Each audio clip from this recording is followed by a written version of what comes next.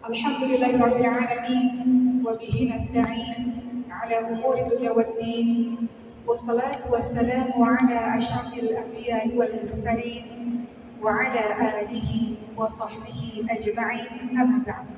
Rabbi shrah li sadri wa yassir li amri wahlul 'uqdatam min lisani yafqahu qawli. Amin amin ya rabbal alamin.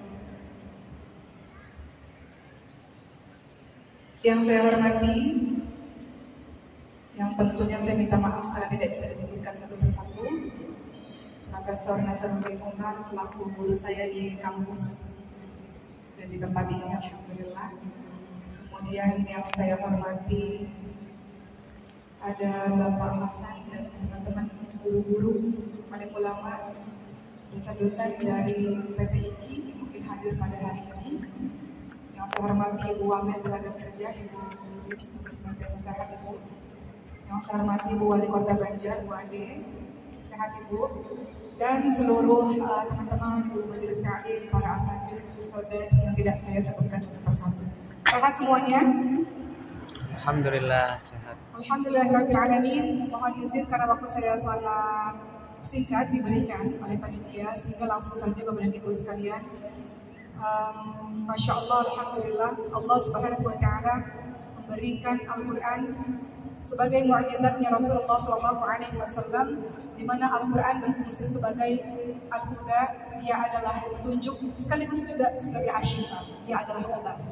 Obat untuk apa? Obat untuk hati, obat untuk jasad, obat dari berbagai macam sihir. Kalau ingin selamat, tidak mungkin ada seorang mukmin yang meninggalkan Al-Quran dalam sehari-harinya. Saya cerita sedikit sebelum saya masuk ke dalam surah Al-Insan yang mungkin nanti akan teman-teman baca pada hari ini. Saya bertanya kepada guru saya, wahai Syekh, adakah nasihat untuk saya untuk tetap terus bersama dengan Al-Quran dan terus-menerus bersahabat dengannya? Maka beliau menjawab, luangkan waktu afdal ketika engkau bangun di awal hari sebelum fajar, maka pastikan engkau bersama dengan Al-Quran dan terus banyak membaca dan berinteraksi dengannya. Rasulullah SAW bersabda, khairukum man ta'allama al-Quran wa 'allamahu. Sebaik-baik orang adalah orang yang belajar Al-Quran dan kemudian mengamalkan Al-Quran. Maka insya Allah orang-orang yang ada di sini adalah para ahli Al-Quran. Insya Allah, Allahumma rahmatna bil Quran, Allahumma ja'alna min ahli Al-Quran. Amin amin ya rabbal alamin. Kita ingin kita hidup di dunia ini dengan penuh keselamatan, dan keselamatan tidak akan pernah bisa dicapai tanpa Al-Quran. Makanya wajib bagi seorang muslim untuk terus berinteraksi dengan Al-Quran dengan cara membacanya.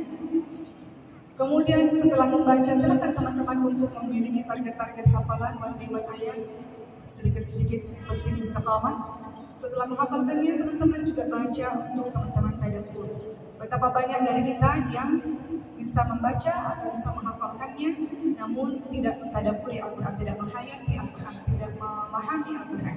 Bagaimana Al-Quran itu pada akhirnya bisa kita aplikasikan dalam kehidupan kita kalau kita tidak mentadabburinya. Maka baca Quran bukan sekedar cepat, baca Quran bukan sekedar ingin khatam, tapi baca Quran juga di dalamnya ada tadabbur. Quran yang keempat, praksi yang harus kita lakukan kepadanya, Quran juga harus kembali diajarkan. Sebagaimana sabda Rasulullah SAW, khairukum man ta'allama al-Quran wa 'allamahu. Sebaik-baik orang adalah orang yang belajar dan kemudian mengajarkan serta mengamalkan Quran. Dan kelima, amalkan Al-Quran itu. Masya Allah, indahnya hidup kita ketika kita bersama dengan Al-Quran. Bapak dan Ibu, guru-guru kami, para orang tua, teman-teman yang saya hormati, yang saya cintai, dalam surah Al-Insan yang akan teman-teman baca sebentar lagi bersama-sama. Surah Al-Insan berisi informasi atau ayat-ayat Allah Subhanahu wa Ta'ala yang menerangkan awalnya bagaimana Allah menciptakan kita, lalu bagaimana Allah menerangkan berbagai macam ujian-ujian yang Allah berikan kepada kita. Kemudian Allah menerangkan betapa indahnya syurga bagi orang-orang yang senantiasa mengamalkan ibadah-ibadah tertentu yang akan saya jelaskan. Dan ada karakter-karakter orang-orang beriman yang disebutkan juga di dalam surah Al-Insan. Dan orang-orang inilah yang akan mendapatkan derajat syurga dari Allah SWT. Kita lihat teman-teman semua dalam surah Al-Insan ayat ke-2. Allah Subhanahu wa taala berfirman, "A'udzu billahi minasyaitonir rajim. Inna khalaqnal insana min nutfatin amshaj nabtalihi faj'alnahu samii'an basira."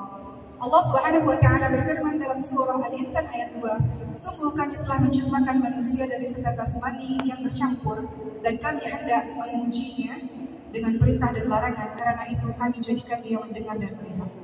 Teman-teman yang dirahmati oleh Allah Subhanahu wa taala, ketahuilah bahwa ketika Allah menciptakan manusia, menciptakan kita semua terdiri dari berbagai macam tahapan. Dimulai dengan air mani yang hina. Kemudian Allah Subhanahu wa taala menetapkan air mani itu berada di rahim dan kemudian bercampur dengan sel telur, kemudian melewati tahapan-tahapan berikutnya dari yang tadinya hina kemudian menjadi makhluk yang sempurna. Itulah kita. Maka kalau sekiranya ada orang-orang yang tinggi hati, ada orang-orang yang lupa siapa dirinya, mungkin lupa dari mana asal penciptaannya. Allah Subhanahu wa taala mengingatkan pada kita semua bahwa kita berasal dari air mani yang hina. Allah lahir buat kita menjadi makhluk yang sempurna. Kemudian Allah Subhanahu wa taala menguji kita dalam kehidupan ini, teman-teman semua. Tidak ada seorang pun di dalam dunia ini yang tidak diuji oleh Allah Subhanahu wa taala. Kadang-kadang kalau kita lihat sosial media, teman-teman, kemudian kita menganggap Masya Allah bahagianya hidup orang tersebut, Masya Allah sempurnanya hidup orang tersebut. Hartanya banyak, rumahnya besar, mobilnya mewah, keluarganya sempurna, anak-anaknya pintar, suaminya baik.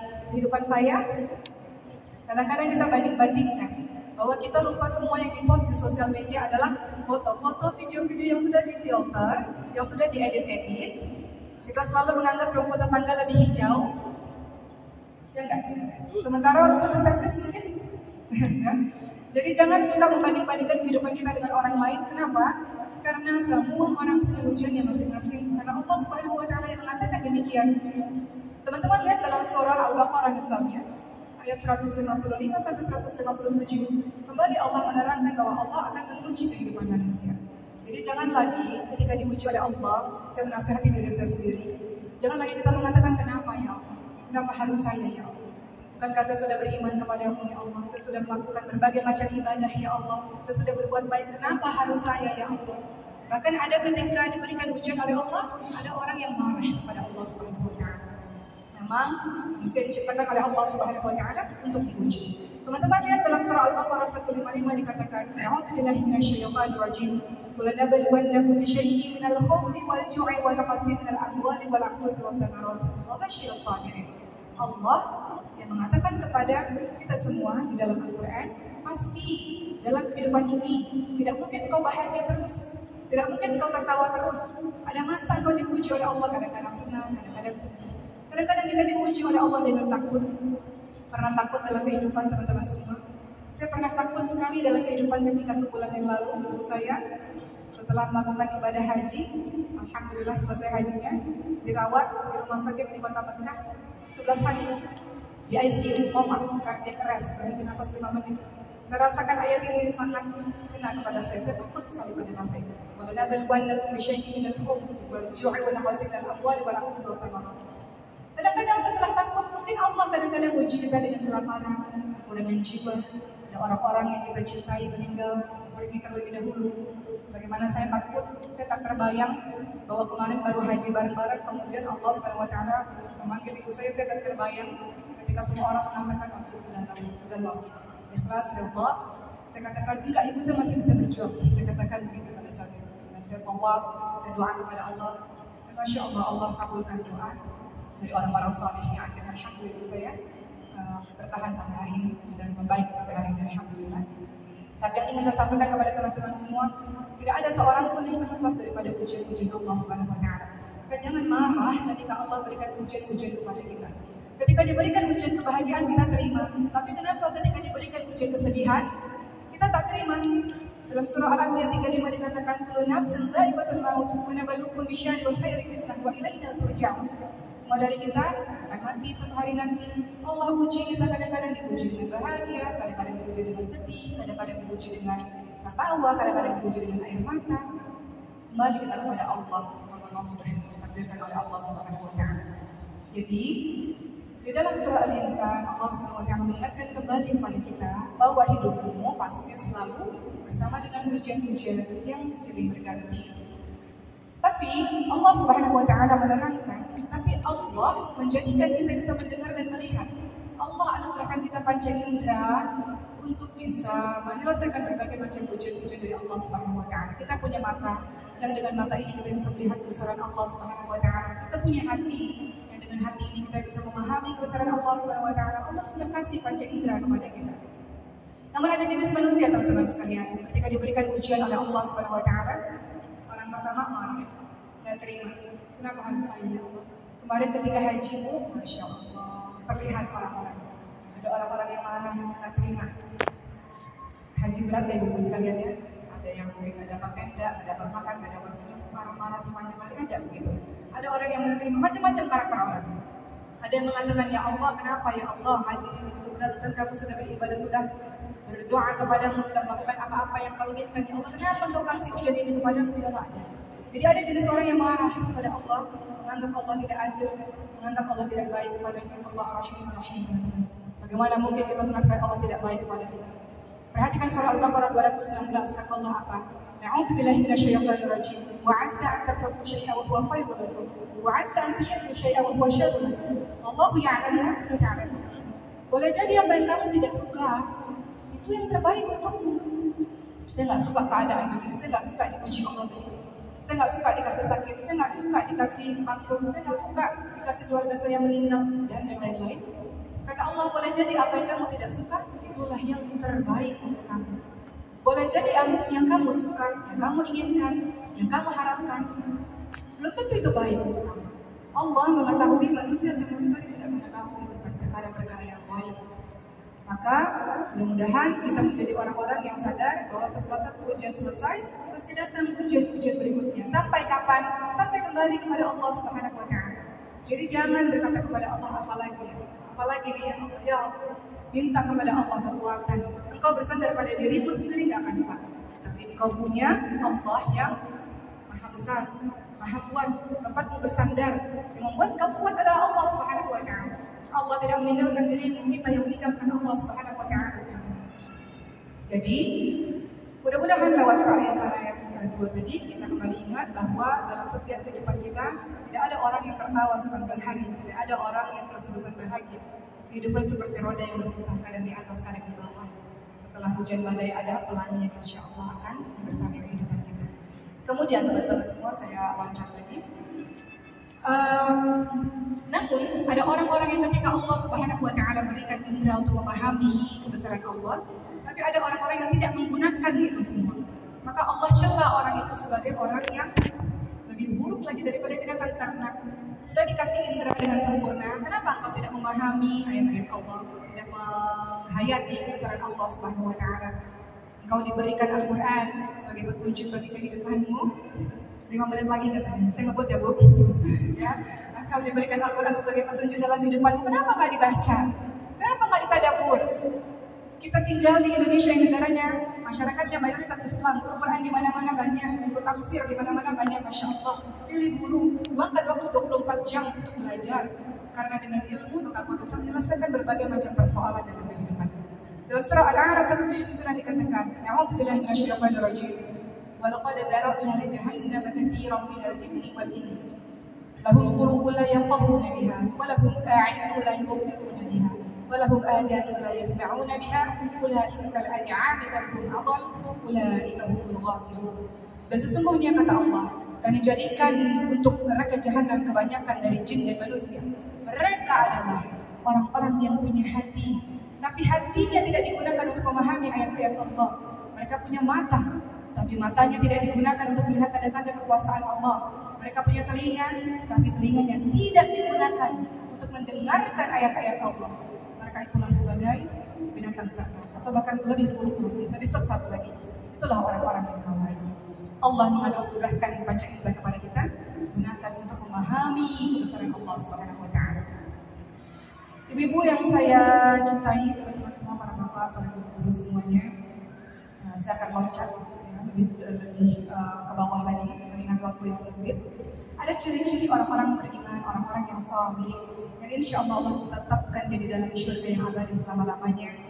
Teman-teman perhatikan surah Al-Insan 23. Allah Subhanahu wa taala berfirman, "A'udzubillahi minasyaitonir rajim. Inna nahnu nazzalna 'alaikal Qur'ana tanzila." Sesungguhnya kami telah menurunkan Al-Qur'an kepada Muhammad dengan berangsur-angsur. Salah satu hikmah dari turunnya Al-Qur'an berangsur-angsur, teman-teman semua, agar Al-Quran mudah untuk dibaca, dipahami, dipelajari, untuk mengokohkan ayat-ayat itu ada di dalam hati Nabi Muhammad SAW dan hati kita. Pelajari Al-Quran. Tidak ada seorang Muslim yang meninggalkan hari kecuali dia bersama dengan Al-Quran. Kalau kita sudah bersama dengan Al-Quran setiap hari, pasti ada rasa sedih kalau engkau meninggalkan Quran dalam hari-hari ini. Bagaimana kau dapat kekuatan kalau tidak dari Al-Quran? Bagaimana kau dapat kabar gembira kalau tidak dari Al-Quran? Bagaimana kau dapat petunjuk kehidupan kalau tidak dari Al-Quran? Maka, masih ada waktu teman-teman sekalian. Ibu saya kemarin komar. Dan saya katakan ibu saya menghafalkan Quran, ibu sekalian. Mohon doanya untuk ibu saya. Saya katakan pada ibu, waktu ibu sehat, ibu mengatakan, ya Allah jangan ambil nyawa saya, ya Allah, sebelum saya menyelesaikan dengan baik keseluruhan isi Al-Quran, ya Allah, dan memahaminya, ya Allah. Saya katakan ibu baru 10 juz, berjuang, bertahan dalam keadaan mata yang melihat ke atas, kemudian beliau mengangguk. Disitulah saya yakin bahwa ibu saya bisa bertahan. Wasilah Quran, insya Allah. Ketika berada di ICU, teman-teman sekalian, pada saat matanya terpejam, setiap kali dibacakan Al-Quran, maka meneteslah air. Ketika ibu saya sudah dalam keadaan yang melihat, masih dengan ventilator dan alat-alat yang banyak, gelisah, ingin berontak karena di ICU kadang-kadang orang mengalami namanya delirium ICU, ya. Berontak, tidak mau di ICU. Setiap kali dibaca Al-Quran, bagaimana mungkin kita meninggalkan Al-Quran dalam kehidupan kita? Kalau ternyata Al-Quran tidak hanya al-huda, tapi asyifa, dia adalah obat bagi kehidupan kita. Jadi, orang beriman, orang yang saleh, orang yang mau masuk ke dalam syurga Allah, pasti hatinya dekat dengan Al-Quran, lisannya, pikirannya, bersahabat dengan Al-Quran. Teman-teman perhatikan lagi dalam surah Al-Insan ayat 24. Allah Subhanahu wa taala berfirman, "A'udzubillahi minasyaitonir rajim. Wasbir bihukmi rabbika wa la tuti' minhum athiman aw kafura." Maka bersabarlah kamu untuk melaksanakan ketetapan Tuhanmu, dan janganlah kamu ikuti orang-orang berdosa dan orang-orang yang tidak beriman di antara mereka. Teman-teman semua, banyak sekali ayat-ayat yang berkenaan dengan sabar. Wasbir 'ala ma asabak, innallaha ma'as sabirin, dan yang lain-lain yang berkenaan dengan sabar. Sabar ada 3, sahabat-sahabat sekalian. Sabar dalam menjalankan ketaatan dan dalam menjalankan ibadah. Jadi orang baik perlu kesabaran agar bisa istiqamah. Sabar dalam meninggalkan kemaksiatan dan sabar dalam menghadapi ujian-ujian dari Allah Subhanahu wa taala. Mudah-mudahan Allah Subhanahu wa taala menganugerahi kita sabar dalam setiap episode yang silih berganti datang dalam kehidupan kita. Dan orang-orang sabar, masya Allah, di akhir para malaikat-malaikat menyambut kita dengan kalimat Assalamu alaikum warahmatullahi. Keselamatan untuk orang-orang yang sabar selama di dunia. Sabar itu apa? Menahan. Dia mampu berteriak, dia mampu menangis perahu-perahu, dia mampu melakukan apapun keburukan, namun dia tahan. Wahai orang-orang yang sabar, balasan kesabaranmu adalah syurga Allah Subhanahu wa taala, insyaallah. Berikutnya Al-Insan ayat 25. Allah Subhanahu wa taala berfirman, "A'udzubillahi minasyaitonir rajim. Wadhkur isma rabbika bukratan wa asila." Sebutlah nama Tuhanmu pada waktu pagi dan petang. Basahilah lisan kita, lisan saya nasihat diri saya sendiri, dengan banyak berpikir kepada Allah Subhanahu wa taala. Ala dzikrillah wa tatma'innul qulub. Bagaimana cara kita bisa tenang dalam kehidupan? Orang mukmin tidak akan pernah bengong, diam, enggak ngapa-ngapain, kosong, tidak. Sehari-harinya, setiap menitnya, setiap detiknya, dia akan senantiasa mengingat Allah dan banyak berpikir kepada Allah Subhanahu wa taala. Zikir itu apa? Mengingat Allah. Teman-teman baca Quran, teman-teman lagi zikir. Teman-teman salat, teman-teman lagi zikir. Segala sesuatu yang mengingat Allah, teman-teman sedang berpikir kepada Allah Subhanahu wa taala. Jangan lupa zikir pagi petang. Bagaimana dikatakan bahwa ketika engkau berpikir di pagi hari, malaikat akan menjagamu sampai malam. Ketika berpikir malam, malaikat akan menjagamu sampai pagi. Mudah-mudahan kita termasuk orang-orang yang istiqamah dengan membasahi lisan kita dengan zikir. Apa kata Rasulullah SAW? "Man kana yu'minu billahi wal yawmil akhir falyaqul khairan aw liyasmut." Barang siapa yang beriman kepada Allah dan hari akhir, hendaklah dia berkata-kata yang baik atau dia diam. Berkata baik adalah berkata yang penuh manfaat. Berkata baik adalah berkata yang penuh dengan ilmu. Berkata yang baik adalah meninggalkan kalimat-kalimat yang tidak ada faedahnya atau menyakiti orang lain, atau melukai hati orang lain. Berkata yang baik termasuk juga dalam pikir-pikir yang kita panjatkan kepada Allah Subhanahu wa taala. Gak mampu berkata baik, banyak diam. Dibandingkan ketika kita berbicara dan banyak dosa karena lisan kita. Lisan tak bertulang, mudah buat dosa dari lisan. Ribah, fitnah, dusta, namimah, adu domba, banyak sekali. Mudah-mudahan kita termasuk orang-orang yang menjaga lisan kita, insyaallah. Kemudian yang terakhir dalam surah Al-Insan ayat 26 dikatakan orang-orang yang salih seperti apa? Orang-orang yang beriman itu seperti apa? Orang-orang yang menjadi hamba yang dicintai oleh Allah, yang masuk ke dalam syurga itu seperti apa? Dalam surah Al-Insan 26 Allah Subhanahu wa taala berfirman, "A'udzubillahi minasyaitonir rajim. Wa minal laili fasjud lahu wasabbihhu lailan tawila." Dan pada sebagian malam maka sujudlah kepada Allah Subhanahu wa taala dan bertasbihlah kepada Allah Subhanahu wa taala pada bagian yang panjang di malam hari. Bangun di sepertiga malam terakhir. Bangun. Ciri-ciri orang saleh, ciri-ciri orang yang dekat kepada Allah Subhanahu wa taala tidak akan meninggalkan untuk qiyamul lail. Menghidupkan malam. Menghidupkan malam banyak, salat tahajud, salat taubat, salat hajat, berzikir kepada Allah Subhanahu wa taala, beristighfar kepada Allah Subhanahu wa taala, membaca, mendengarkan tafsir-tafsir, banyak sekali hidupkan malam. Ciri-ciri orang-orang yang saleh tidak akan pernah meninggalkan salat malamnya. Bagaimana mungkin dia meninggalkan salat malam sementara dia tahu Rasulullah bersabda Allah Subhanahu wa taala turun di sepertiga malam terakhir. Siapapun yang berdoa Allah kabulkan. Siapapun yang minta Allah berikan. Siapapun yang minta ampun kepada Allah Subhanahu wa taala Allah akan ampuni dia. Orang-orang yang tidak bangun salat malam adalah orang-orang yang tidak merasa betul-betul perlu kepada Allah Subhanahu wa taala. Maka oleh hari ini mudah-mudahan dari singkat yang saya sampaikan kita jadi orang-orang yang istiqamah dengan Quran kita insyaallah. Kemudian kita menjadi orang-orang yang istiqamah untuk senantiasa bersabar terhadap setiap episode kehidupan yang silih berganti dalam kehidupan kita. Kita jadi orang-orang yang senantiasa mengingat Allah dalam setiap kehidupan kita. Nggak ada rasa takut, nggak ada rasa gelisah, karena kita selalu bersama dengan Allah Subhanahu wa taala. Nggak ada rasa khawatir berlebihan, karena kita tahu Allah yang menurunkan permasalahan, Allah yang akan menyelesaikannya, Allah yang memberikan penyakit, Allah yang akan menyembuhkannya. Dan jangan tinggalkan sholat malam. Terakhir dari saya, Bapak dan Ibu sekalian, sedikit saya mengambil kisah dari ibu saya. Ketika 11 hari koma di rumah sakit, dokter mengatakan kami sudah melakukan yang terbaik untuk ibu kamu. Namun kejadian ini sangat sulit. Ibu kamu sudah berhenti nafas selama 5 menit. Dan kami sudah melakukan CPR dengan menekan dadanya. Saya takut ibu sekalian, karena ketika di ICU saya lihat ibu saya dalam keadaan dingin, kulit dia dan warna kulitnya berubah, tidak seperti kulit kita yang berwarna. Namun sang dokter mengatakan dan para perawat di sana mengatakan, tapi kamu punya Allah Subhanahu wa taala. Ada Ka'bah di depan rumah sakit ini, ada Masjidil Haram di depan rumah sakit ini. Kamu bisa bangun untuk sholat malam di waktu terbaik, di tempat terbaik, dan mintalah kepada Allah Subhanahu wa taala. Sesuatu yang kelihatannya tidak mungkin mudah bagi Allah untuk merubah keadaan lewat sholat malam dan lewat doa. Doanya saja dalam berdoalah kepada Allah, Allah akan perkenankan bagi dengan yakin, dengan merendahkan diri kepada Allah Subhanahu wa taala, semua permasalahan akan teratas. Dan alhamdulillah ibu saya dalam keadaan yang baik sampai hari ini. Begitu ibu sekalian, insyaallah mudah-mudahan nanti kita bersama-sama membaca surah Al-Insan di dalam masjid Istiqlal ini. Dan mudah-mudahan kita menjadi orang-orang yang dibantu oleh Allah dengan taufiknya untuk menjadi orang-orang yang istiqamah.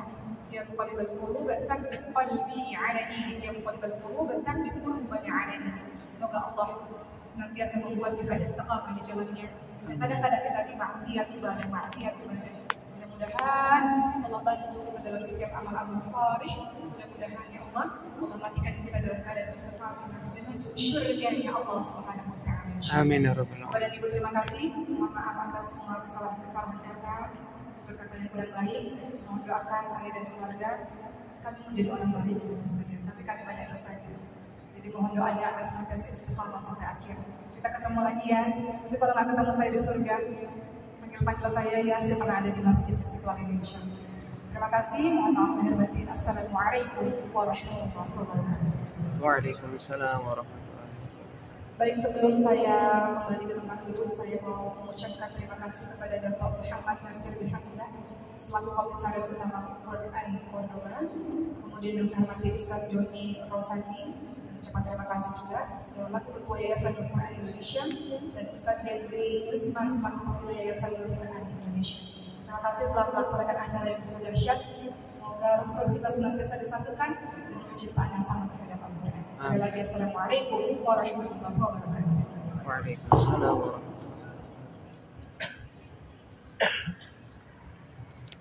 Alhamdulillah, kami ucapkan terima kasih jazakillah khairan katsira kepada Ustazah Oki Stiana Dewi yang telah menyampaikan tausiah. Mudah-mudahan menjadikan kita termotivasi dan terinspirasi untuk lebih dekat dengan Al-Quran. Para hadirin jemaah rahimakumullah, marilah kita masuki